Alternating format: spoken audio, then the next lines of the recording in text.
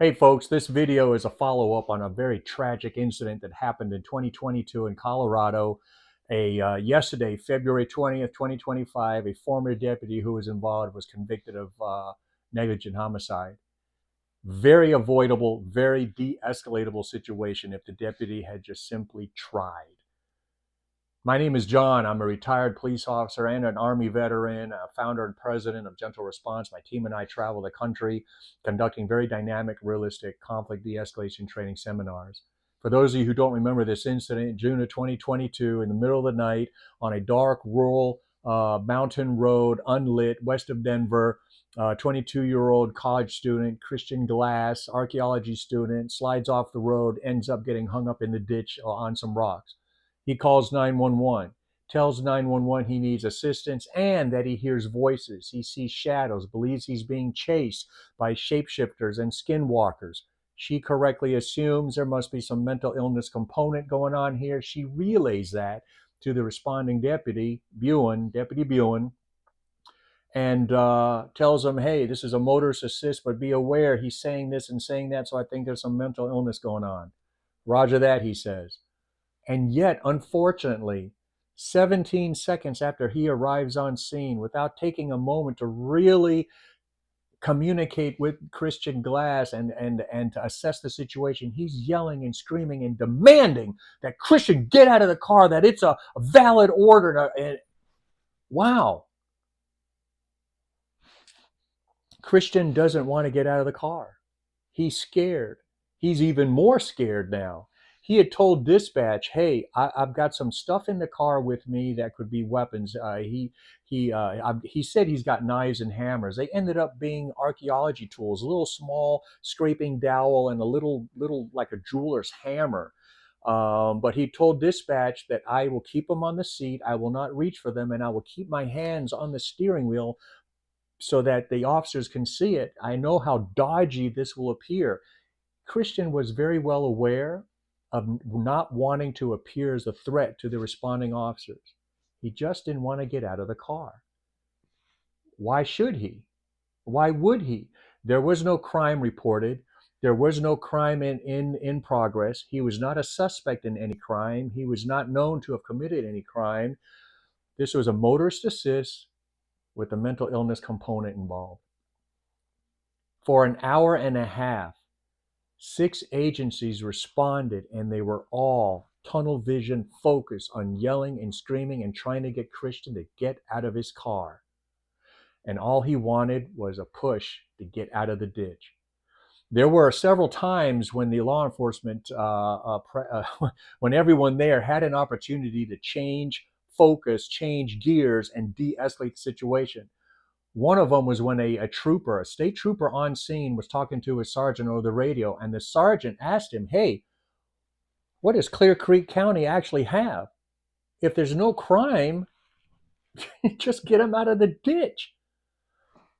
But unfortunately, that wasn't relayed and that wasn't done. Another opportunity came when a female law enforcement officer, deputy or whatever, female, was addressing Christian, talking softly to him, trying to connect with him, trying to talk him out of the car. Unfortunately, she became frustrated and impatient and then just stormed off. And everyone resumed yelling and screaming and talking to Christian in a very harsh tone of voice.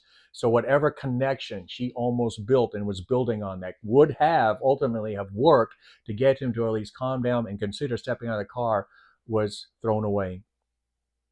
It got to the point that former Deputy Buin thought the thing to do would be to hop up on the hood of the car and point his weapon down at Christian. Now, mind you, remember, he said he saw shadows and he's afraid of shadows. And now all these officers from 6 different agencies are silhouetted to him because they got their spotlights on him. They're reinforcing in his head about scary, threatening sounding shadows.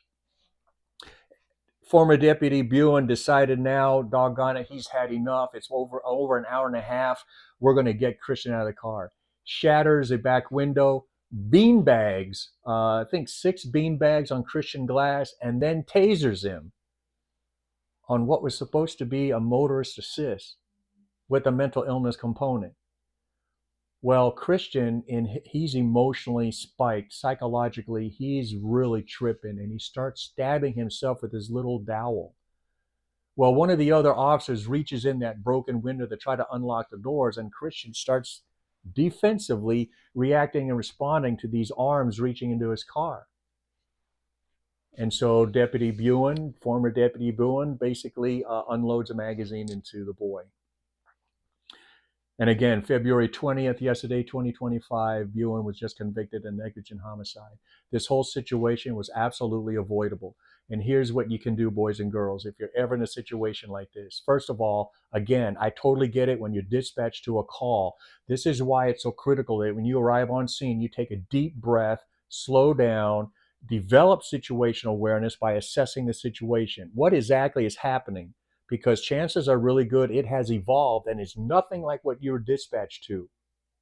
Be adaptable, be flexible, assess the situation, develop situational awareness, and react to what's actually happening, not what you think is happening or what you thought was happening. Because a lot of times, actually a vast majority of times, it will simply be a motorist assist. Nothing nefarious, nothing illegal.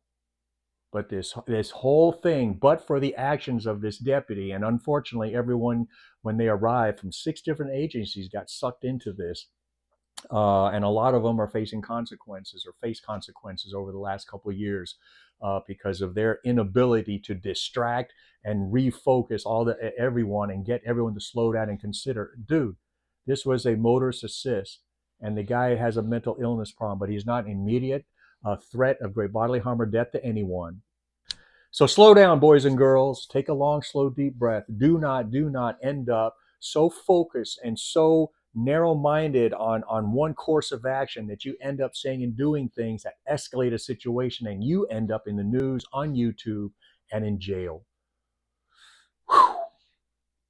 Take care of each other. Look out for each other. Stay safe. I'll see you on the next video.